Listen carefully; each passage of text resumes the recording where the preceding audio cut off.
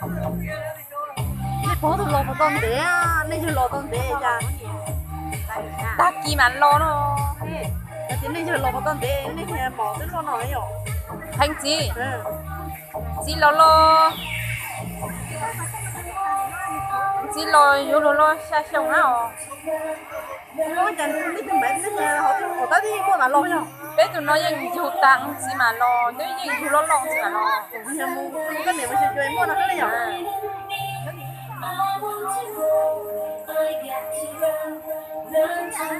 Chứ trẻ tôi đi tại hiện nữa. gì nè giờ nên hiện tại tôi sẽ chỉ tạo sẽ cái chuyên gia đúng không?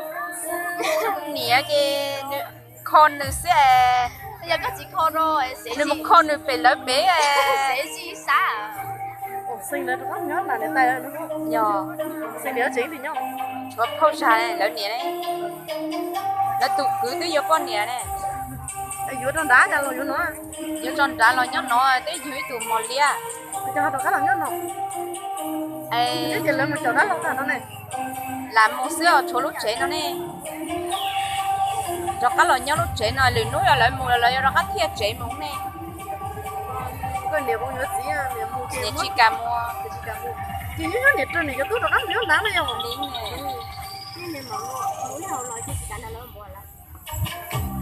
anh tôi luôn trâu tôi cánh trái ta tôi luôn trâu nước mỏng trẻ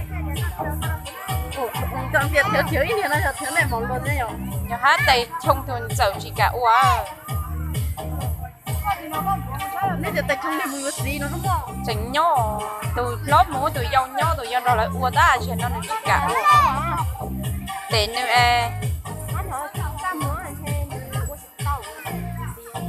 Mình để cũng mình bị mà xét chơi rồi. nhỏ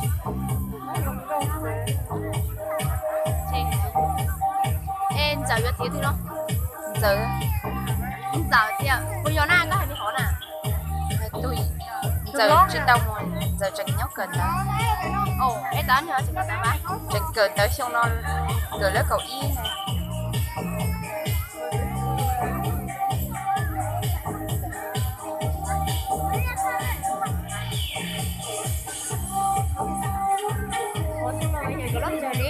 rồi lấy cậu o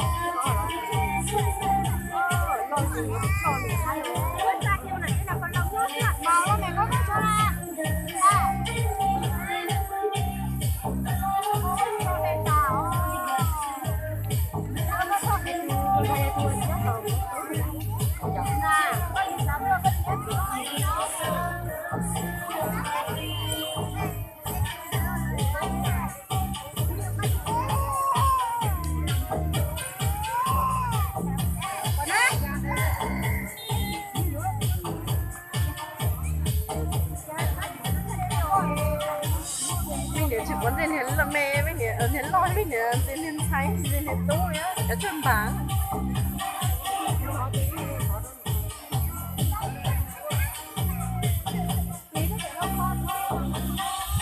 À chị, con nhớ tôi một chiếc siêu lấy vào nhau phải không? Để cho nó có vào lòng thầu nè. không bảo họ sẽ thì tay cái lịch tay khó nhưng mà chỉ nói chi Nhưng này cái chơi ai rồi? để nên đại như thôi ở chỗ nó lên nào